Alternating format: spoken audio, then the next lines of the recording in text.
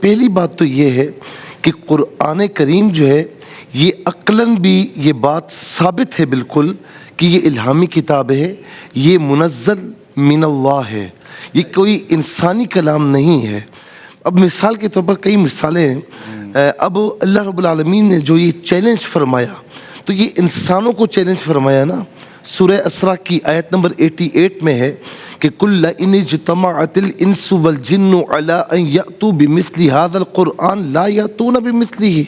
تم کہتے ہو نا یہ انسانوں کا کلام ہے، تو مجھے فرمایا کہ تم انسان اور سارے جنات ایک جگہ جمع ہو جاؤ، ایک دوسرے کا ساتھ بھی دو، ایک دوسرے کا ساتھ دو، اس قرآن کی مثل لے کر آ جاؤ۔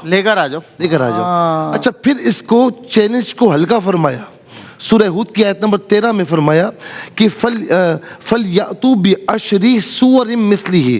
ایسا کرو کہ تم قرآن تو نہیں لا سکتے نا، تم ایک کام کرو کہ 10 صورتیں بنا کر لے آؤ۔ اللہ اکبر۔ اچھا، پھر اس چیلنج کو مزید نرم فرمایا، ہلکا فرمایا کہ ایک کام کرو، سورہ بقرہ کی آیت نمبر 23 وَإِن كُنتُمْ فِي رَيْبٍ مِّمَّا نَزَّلْنَا عَلَىٰ عَبْدِنَا فَأْتُوا بِسُورَةٍ مِّن مِّثْلِهِ، ایک سورت بنا کر لے آؤ۔ اور پھر آخر میں سورہ طور کی آیت نمبر 34 میں فرمایا کہ تم نہ ایک قرآن لا سکتے ہو، نہ 10 سورتیں لا سکتے ہو، نہ ایک سورت لا سکتے ہو، ایک کام کرو فَلْيَأْتُوا بِحَدِيثٍ مِّثْلِهِ، ایک آیت بنا کر لے آؤ۔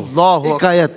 آج کم و بیش 1450 برس گزر چکے ہیں، لیکن کوئی ایک آیت تو کیا، ایک آیت کا جز بھی بنا کر نہیں لا سکا۔ یہ اس بات کی لوجیکل بھی دلیل ہے کہ قرآن جو ہے، قرآن اس کا چیلنج کسی نے قبول نہیں کیا، اس کا مماثل، اس کی نظیر کوئی بطور ایک آیت بھی نہیں لا سکا، تو اس کا مطلب ہے کہ یہ بات عقلاً ثابت ہے کہ یہ الہامی کتاب ہے۔ دوسرا، افلا یتدبرون القرآن، کہ وہ قرآن میں غور کیوں نہیں کرتے؟ ولو کان من عند غیر اللہ لوجدوا فیہ اختلافا کثیرا، اگر یہ کسی اور کی طرف سے ہوتا نا، انسان کی طرف سے ہوتا تو آپس میں معارض ہوتا، آیتیں آپس میں مختلف ہوتی، لیکن یہ ایک اللہ کی طرف سے ہے، اسی لیے کوئی تضاد نہیں ہے۔ اور پھر میں یہاں پر یہ کہوں کہ کئی لوگوں نے کوشش کی ہے کہ اس کا مماثل لے آئیں، جیسے ابن مقنع جو ہے۔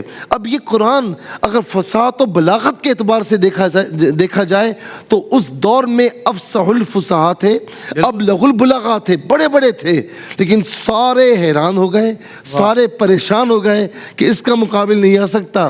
ولید بن مغیرہ نے حضور نبی کریم علیہ السلام کے پاس آیا تھا نا، تو جا کر کہا کہ بھائی ان سے لڑائی مت لو، یہ جو کلام یہ سنا رہا ہے نا، یہ کلام میں نے کہیں نہیں سنا ہے، ارے یہ تو اس کی مٹھاس شہد سے زیادہ ہے، اس کی روانی سمندروں سے زیادہ ہے، تو اس لیے اس سے لڑائی نہ لو، یہ وہ کلام ہے جو کلام میں نے کہیں نہیں سنا، یہ جادو بھی نہیں ہے، یہ کہانت بھی نہیں ہے، یہ سحر بھی نہیں ہے، یہ انسانوں سے ماورا کلام ہے۔ ابن مقنع یہ بہت بڑا فصیح و بلیغ تھا، تو اس نے قرآن کا معارض لانے کی کوشش کی۔